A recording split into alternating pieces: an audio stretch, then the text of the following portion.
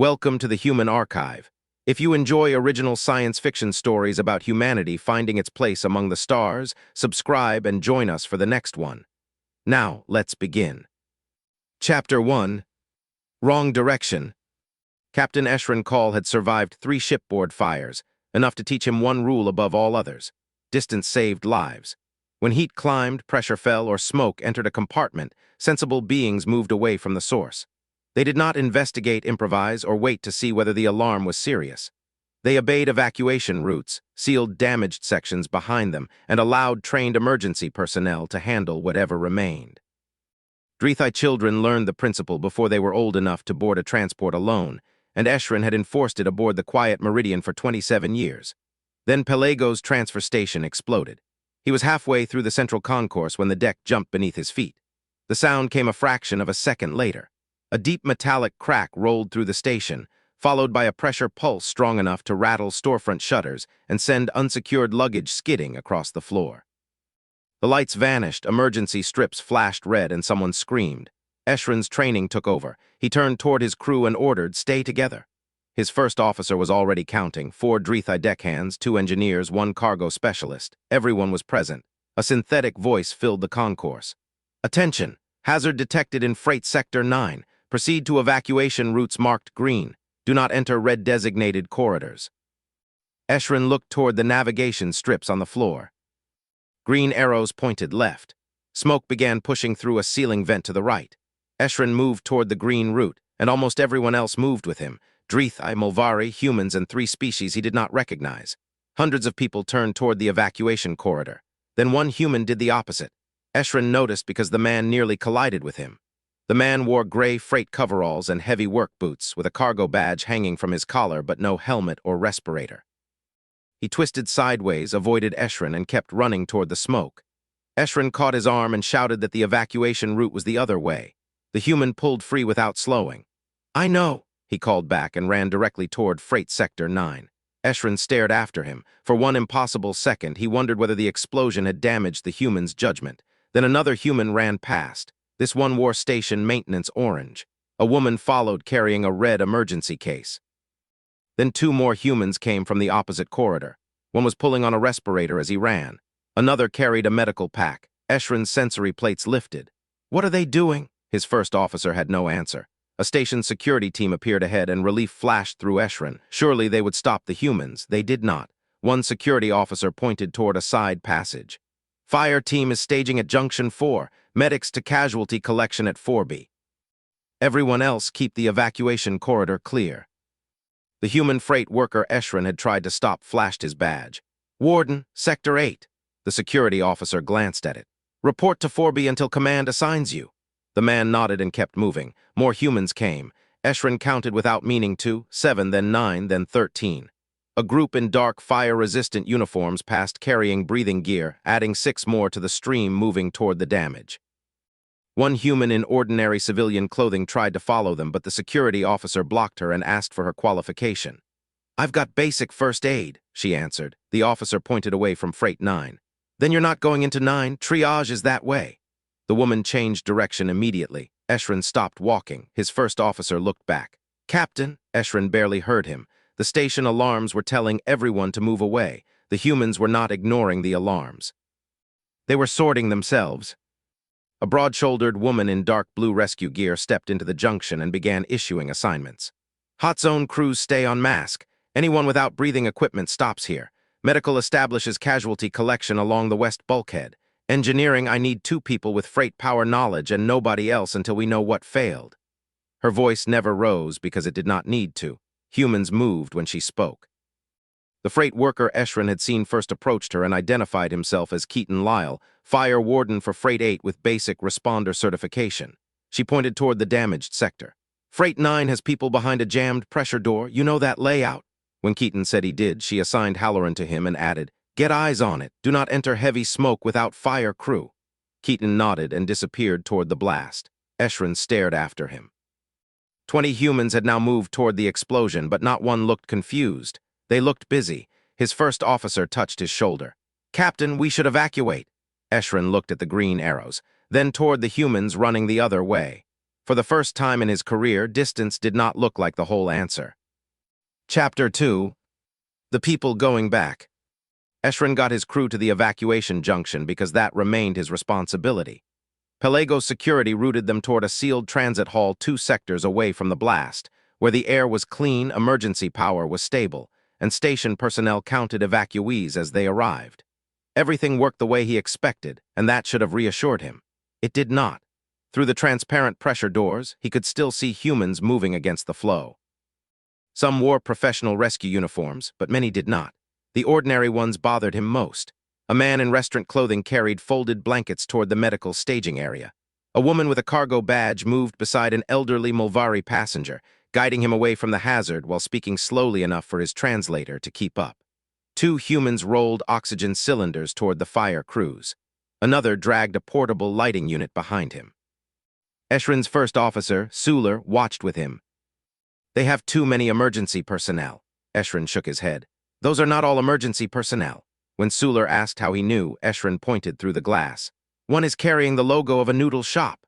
Suler's sensory plates shifted in confusion. A station announcement requested that all qualified medical volunteers report to West Junction 4. 3 humans immediately peeled away from the evacuation flow, and after a moment 1 Drethai followed them. Security stopped each person just long enough to verify credentials. No one was simply being allowed into danger, and that mattered. Eshren had first thought he was watching a species-wide failure of survival instinct. Now he was seeing the opposite. The humans seemed obsessed with deciding exactly who was useful. A new, lower alarm sounded. "Pressure instability detected in Freight 9. Non-essential personnel clear red sectors immediately." The evacuation hall murmured. Then a human voice came over a local emergency channel. "Command, Warden Lyle at 9 West. I have 5 civilians behind the freight partition. 2 ambulatory, 1 likely leg fracture. Smoke layer is dropping, but the compartment still has breathable air near the floor." The woman in blue answered, "Copy, Lyle. Fire Team 2 is approaching from South Access. Do not enter until they reach you." Keaton acknowledged the order. Eshren stepped closer to the wall display showing station status. He found the emergency camera grid. Half the feeds from Freight 9 were dead. 1 still worked. The 1 surviving camera feed showed Keaton crouched beside a scorched pressure door while smoke stained the corridor ceiling black. He pressed the back of his gloved hand against the metal near the upper seam, checked it with a compact thermal scanner, and did not open the door. He did not charge through. Instead, he shouted through the damaged panel, "Stay low. Fire crew is coming. If you can move, help whoever can't." Then he pulled an extinguisher from a wall cabinet, suppressed a small flame crawling along damaged insulation, and waited. Eshren stared at the feed. "That is the first human." Suler glanced at him. "The one you stopped." Eshren confirmed it. Suler watched Keaton a moment longer. "He does not appear panicked." "No," Eshren said, "he did not." 2 firefighters arrived in full breathing equipment, and Keaton gave them a concise report. 1 forced the damaged lock while the other maintained suppression. When the door opened and smoke rolled out, Keaton stepped back. Only after the firefighters entered and confirmed the compartment was safe enough did he follow.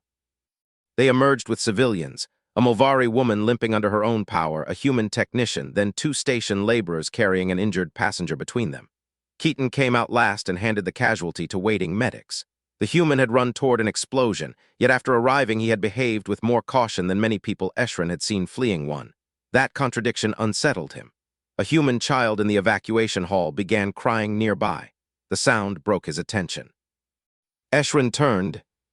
The child's mother was trying to understand instructions from a Dreth evacuation officer whose translator had failed.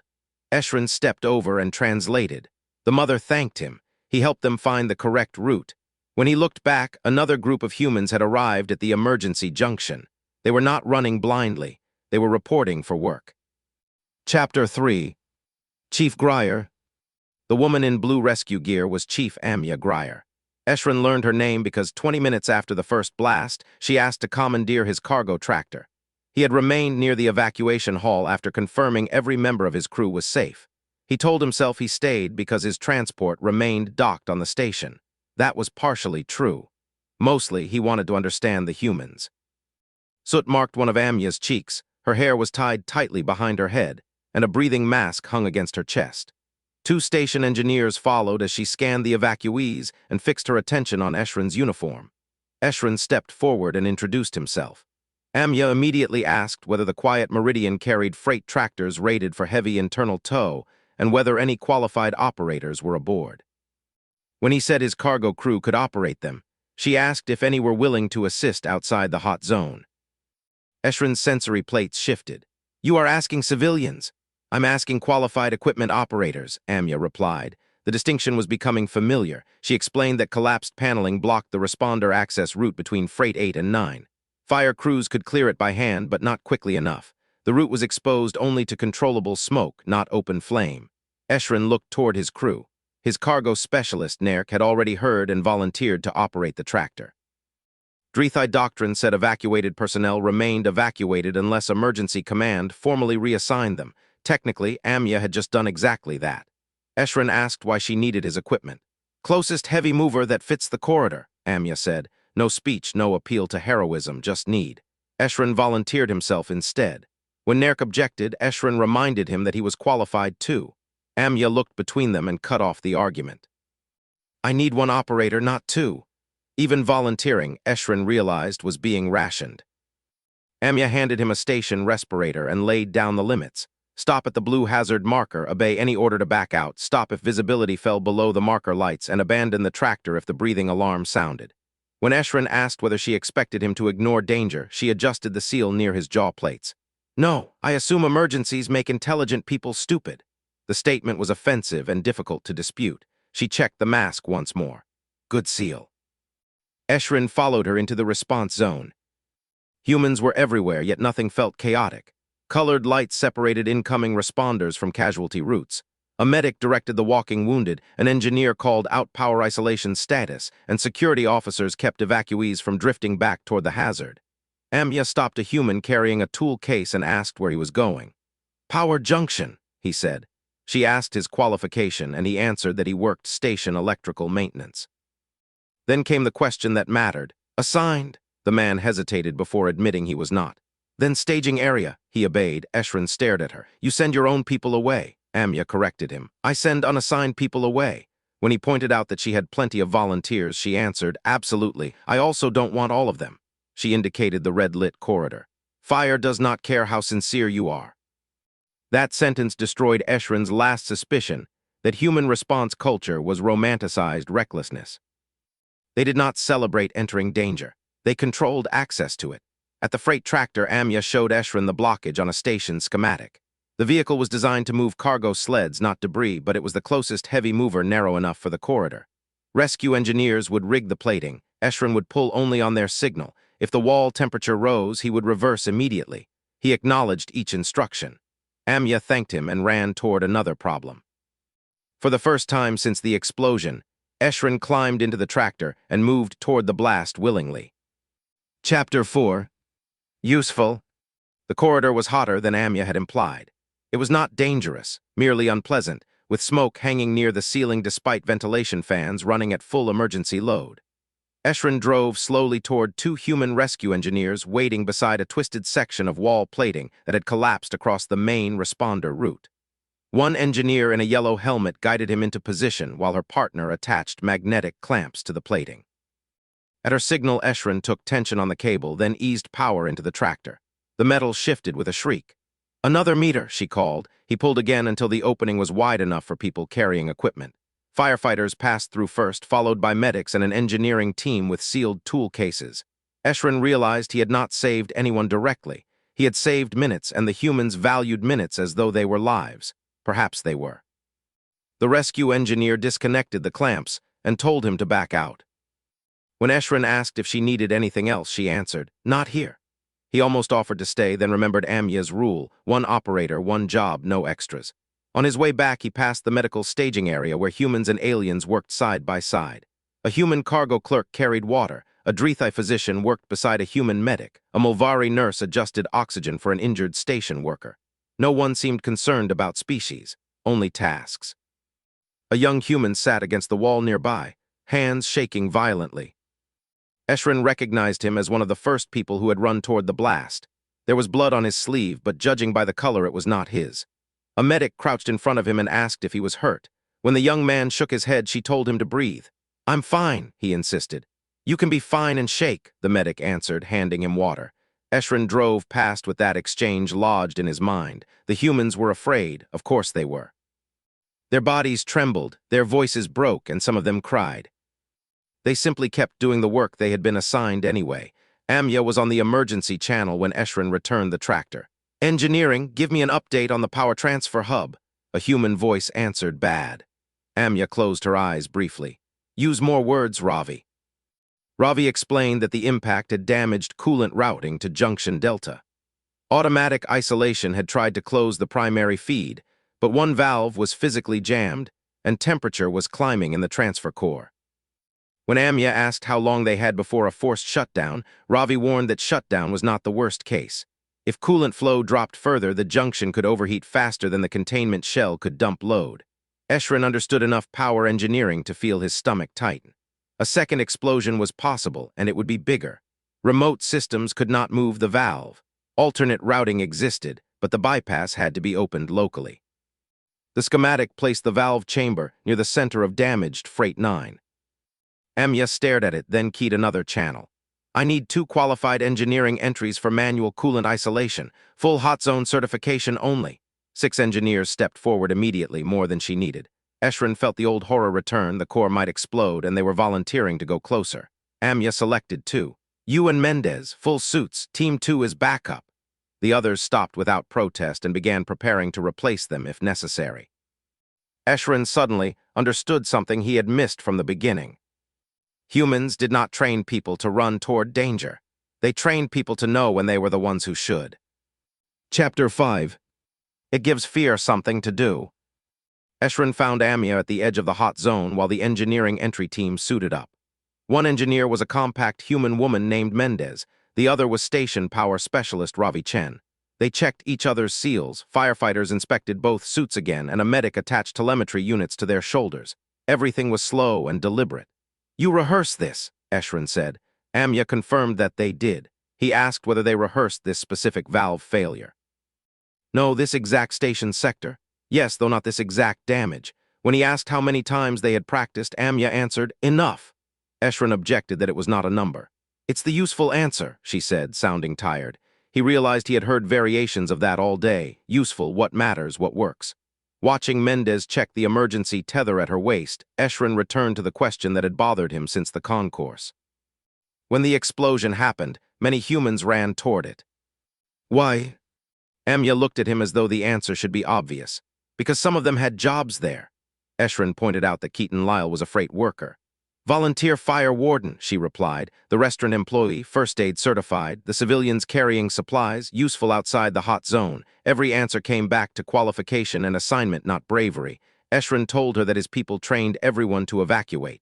"So do we," Amya said. When he objected that this was not what he had seen, she asked how many humans had actually evacuated. Eshren thought of the hundreds, perhaps thousands, who had followed the green arrows. "Most," he admitted. "Exactly." Amya explained the system plainly. Untrained people left. Those trained for evacuation support helped others leave. Medical personnel went where medical command sent them. Fire and rescue went where incident command sent them. Eshren asked what happened if those people were afraid. The question seemed to surprise her. Of course they're afraid, especially the ones entering. He watched Mendez lower her face shield. "Does training make you less afraid?" Amya shook her head. "It gives fear something to do." Then she keyed her comm and checked the teams in sequence. Mendez confirmed entry Team 1 ready, Team 2 reported standing by, and fire support confirmed readiness. Only after all 3 answers did Amya give the order. "Team 1, enter." Mendez and Ravi disappeared into the smoke while Eshren stood beside Amya watching their telemetry. No philosophy followed, no discussion of courage. There was a job to do, that was the point. Chapter 6. Team 1. The valve chamber was 200 meters inside the damaged sector. Under normal conditions, that distance meant nothing. Now it took 9 minutes. Mendez and Ravi moved slowly because the corridor floor had warped, smoke reduced visibility, and one section forced them to crawl beneath a collapsed service beam. Fire Team 3 stayed behind them to preserve a safe retreat path. Eshren listened to the radio as Mendez called landmarks in complete reports. At junction 90, she noted structural damage on the east wall but confirmed the route remained open and ceiling temperature was rising. Ravi reported that coolant pressure was still falling and said they needed to reach the manual housing within 5 minutes if possible. Neither sounded panicked, but Eshren could hear their breathing inside the masks. Fast, human, alive. At the chamber, Ravi confirmed that the primary valve assembly had been twisted by the impact, and the actuator arm was bent against its stop. He could not close it manually from his side. Mendez found access behind the coolant trunk, but the gap was too narrow for both of them. She said she could fit. Ravi warned that her suit might snag. Amya cut in before either moved. Mendez assessed before entry. Mendez checked temperature, clearance, and structural stability before reporting that she could get through while leaving her tether outside for Ravi to monitor. Amya hesitated just long enough for Eshren to hear that she understood the cost of the decision, then authorized the entry. Mendez squeezed into the gap. Her helmet camera showed only metal for several seconds before she reached the rear access and reported that she could see the manual release. Ravi warned that the valve might move suddenly and told her to keep her hand clear. She acknowledged him and reached for it. The station shook. A damaged overhead brace broke loose, the camera spun, and Mendez fell sideways as her telemetry alarm screamed. Amya was moving before Eshren had fully understood what happened. Ravi reported that debris had struck Mendez's shoulder and pinned her suit against the housing, though she remained conscious. Mendez groaned over the channel and confirmed with strained humor that she was very conscious. Ravi could not free her, the beam was too heavy. Amya immediately advanced Fire Team 3. Ravi said he could still reach the valve. Amya's answer was immediate. No.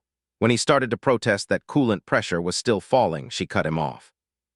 You have an injured partner pinned in a narrowing access gap. Your job changed. After a beat, Ravi acknowledged the order. The firefighters reached them, lifted the damaged brace with a powered spreader, and Ravi pulled Mendez free. Her left arm hung badly, but the suit remained pressurized. Amya ordered everyone out. Eshren stared at the coolant status as the temperature continued rising. They failed. Amya looked at him. Team 1 did. Then she keyed the channel. Team 2, move. 2 more engineers stood immediately. They were already suited, already briefed, and moving before Team 1 had fully emerged. Eshren felt something cold move through him. There was no ceremony, no demand that Mendez finish because she had started, and no hesitation born from the first team's injury. The system simply absorbed the failure and handed the work to the next prepared people. That was when humanity frightened him, not when Keaton ran towards smoke, and not when the engineers volunteered. Individual courage could break. Bodies could fail. Plans could collapse. Humans had expected all of that too. They had built backups for the heroes. Chapter 7. The second team. Team 2 did not repeat Team 1's route. Ravi had transmitted enough information during the failed entry to make that unnecessary. The backup engineers knew the rear access was dangerous, so one proposed reaching the manual valve from a maintenance duct beneath the chamber. Amya approved only after structural scans confirmed it remained stable. The second team moved faster, not because they were reckless, but because Team 1 had already paid for knowledge. Mendez reached triage with a dislocated shoulder and possibly 2 fractured ribs. She remained conscious and furious, trying to watch the engineering display while a medic cut away part of her suit. "Did they get in?" she demanded. The medic pushed her back. "Your current assignment is lying still." Mendez muttered that she hated that assignment. "Most people do," the medic replied, and Eshren almost laughed. Meanwhile, Team 2 reached the lower maintenance duct. The lead engineer crawled beneath the valve assembly while his partner remained at the access point. He reported that the manual release was visible and that the clearance was better than Team 1 had found. Amya asked about debris movement. When the answer came back negative, she authorized the attempt. The lead engineer connected a mechanical lever to the bent actuator and pulled. Nothing happened. He tried once more, then stopped when his partner warned that the lever was bending.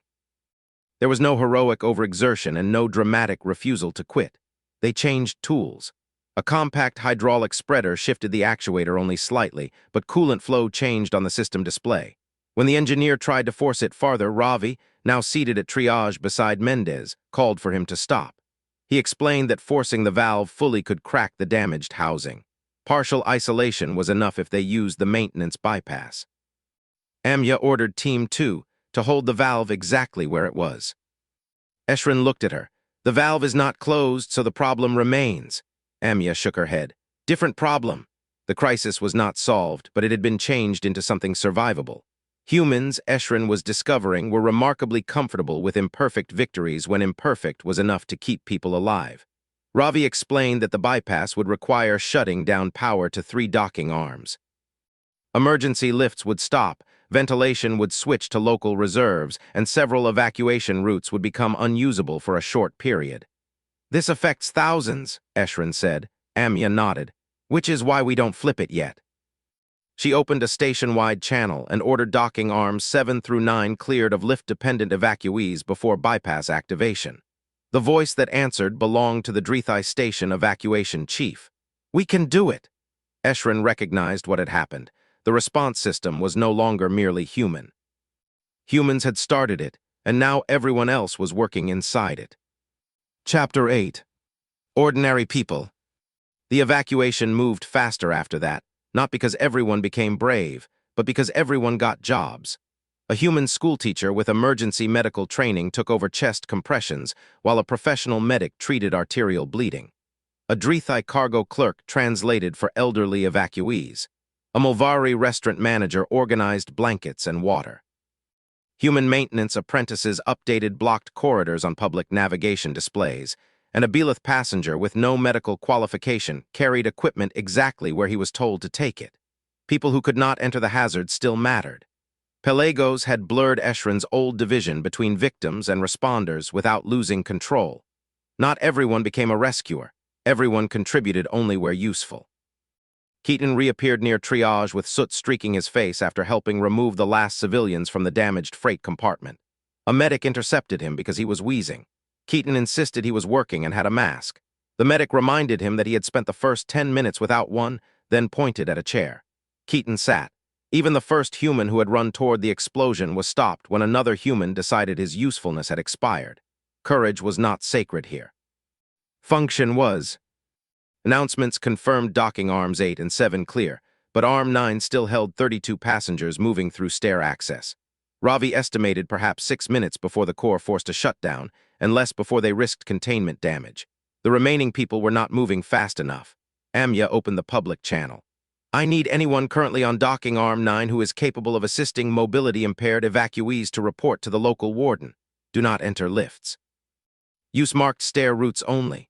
On the cameras, humans stepped forward first, then aliens followed. A young Drithai passenger took the arm of an elderly Mulvari. A human mechanic carried a child. 2 station workers helped move a wheeled medical chair down a ramp. No one ran toward fire. They ran toward people. Eshren finally understood why the distinction mattered. Chapter 9. 90 seconds. Docking arm 9 cleared with less than 2 minutes remaining on Ravi's most pessimistic estimate. Amya did not celebrate. She began the shutdown by confirming that arms 7 through 9 were clear. Medical was ready for temporary power loss. Fire crews had local breathing support, and engineering's bypass team was standing by. She opened the station channel. "This is Rescue Command. We are initiating a controlled power interruption affecting the Western Docking Complex. Duration approximately 90 seconds. Remain where emergency lighting directs you.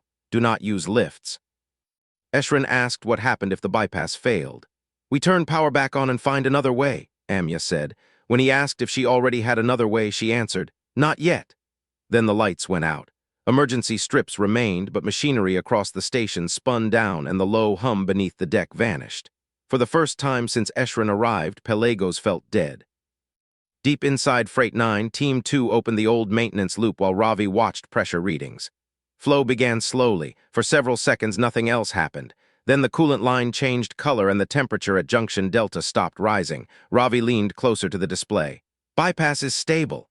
Amya did not move. "Confirm." Ravi checked again. "Stable, junction temperature is dropping." A sound moved through the response center, not cheering but exhalation. People had been holding their breath without noticing. Amya ordered essential power restored. Lights returned sector by sector, ventilation restarted, and somewhere distant an emergency siren changed from evacuation to containment status. The second explosion never happened. Thousands of passengers would never know how close they had come. They would remember the first blast, the smoke, the evacuation, perhaps the inconvenience. They would never hear the explosion that did not occur. Humans had run toward the first one and prevented the second. Eshren found that more impressive than surviving either. Chapter 10. After. Pelagos smelled different after a fire. Eshren had expected smoke. He had not expected disinfectant. Cleanup began almost immediately. Damaged corridors stayed sealed while engineers inspected supports, medical teams consolidated patients, and evacuation officers accounted for everyone moved off the affected decks. The response had shifted from crisis back into work without ceremony. Keaton sat near triage with a small oxygen line beneath his nose. When Eshren approached, the human recognized him as the captain who had tried to stop him. Eshren pointed out that Keaton had been running toward an explosion, and Keaton conceded that trying to stop him had been a fair reaction. Eshren finally asked why he had done it. Keaton's first answer was simply that he was the fire warden. When that failed to satisfy Eshren, he looked toward Freight 9. It was my section. There were people there. Eshren reminded him that he had inhaled smoke and could have been hurt far worse. Keaton agreed, then said it would have troubled him more to know the layout, have the training, and leave everyone else to figure it out. He also pointed out that Chief Grier would have thrown him out of the response if he had tried anything beyond his qualification. Eshren dryly observed that she nearly had. Keaton claimed she enjoyed that.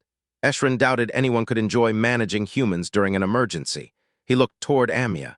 She stood at a portable console reviewing casualty numbers. Mendez sat nearby with her arm immobilized. While Ravi argued with an engineer about permanent bypass repairs. Team 2 had returned safely, and fire crews had extinguished the remaining hot spots. Eshren found Amya reviewing casualty numbers at a portable console. The preliminary total was far below the station simulation model for a cascading power junction failure. He told her she had prevented the second detonation. Amya corrected him. Engineering had. When he pointed out that she had coordinated the response, she answered, "That's my job."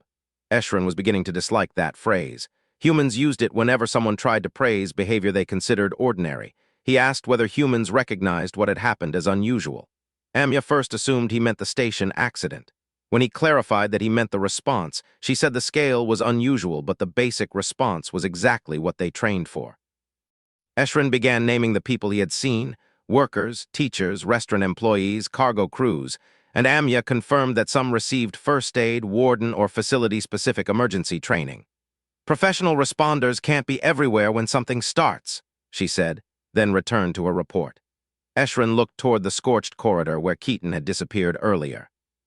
Humans had seeded pieces of emergency competence throughout ordinary life, not enough for everyone to enter danger, but enough that useful hands existed before the professionals could arrive.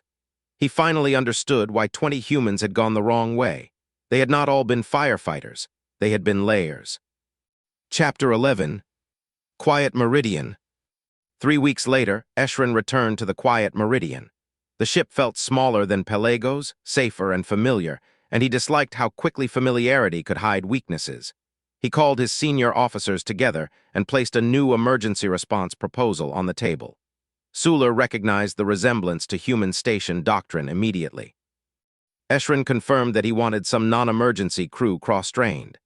Basic fire suppression, expanded first aid, casualty movement, and emergency skill cards by role. Nobody would enter a sealed hazard compartment without proper equipment, and technical isolation work would still require certification. Suler objected that their existing evacuation doctrine had one of the best safety records in the fleet. Eshren knew. He thought of Keaton running past him and Mendez being carried out while Team 2 moved in. He did not want his officers copying humans blindly. That would miss the point. "Our doctrine is excellent at getting people away from danger," he said. "I want to improve what happens when someone cannot get away by themselves." Dareth said they would need clear boundaries so untrained crew did not treat the program as permission to enter hazards. Eshren agreed. Medical insisted engineering isolation remained certification only. He agreed again. When Suler asked why he wanted emergency skill cards, Eshren remembered Amya's repeated questions. Qualification, useful, assigned. "Because during an emergency, I do not want courage deciding who does what. I want training to decide." That ended most of the objections. The first drills were terrible. Crew members volunteered for the wrong tasks, evacuation routes clogged, and a junior engineer tried to solve a simulated electrical fire without notifying command. Eshren stopped the exercise and made everyone repeat it. The second drill was less terrible. By the fifth, the system began to work. Those without assignments evacuated. Wardens directed traffic. Medical responders established casualty collection. Engineering teams isolated systems. Trained crew moved toward specific problems and nobody else did. At first it looked strange, then it looked organized. Epilogue.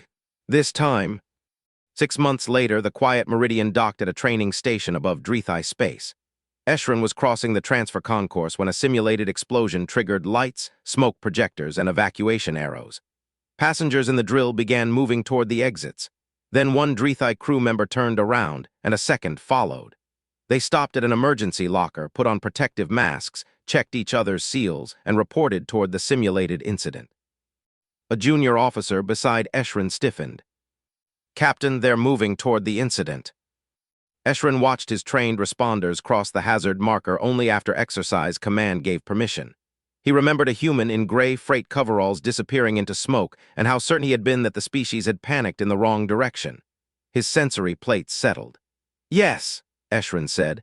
2 more trained crew members reported to medical staging. He had not taught his people to run toward explosions. He had taught them how to make sure the right people could move toward danger while everyone else helped them succeed. This time, they're supposed to.